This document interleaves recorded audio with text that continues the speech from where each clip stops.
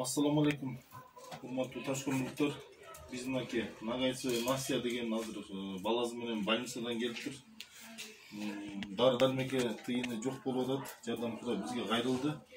Азыр июль айында Ташкөмүрдөн топтолгон акчадан 2000 астатып бар эле. Ошол акчаны азыр жардам катары берип атат. Ташкөмүрдө ушу садака биримдигине салым кошкон инсандарга ыраачылык билдиребиз. İşlerine ilgili den sol. Ар дайым жардам берип турулат, колдон келишинче. Спасибо большое, дай Бог вам здоровья, чтобы не болели, постоянно так помощь была всем.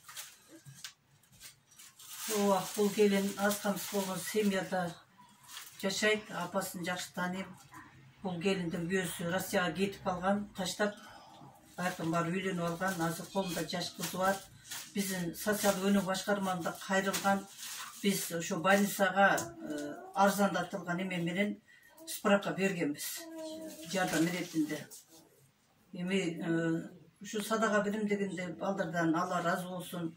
Чечакта иштеп жүргөн балдарыбыздан да Алла разы болсун. Тапкандарына береке берсин. Агылайындар ушу окшогон жетим жесир колунда жокторго жардам беришип атат. Кудайым ушуларды колдоп кубаттасын, балдарыбыз ден соолук берсин.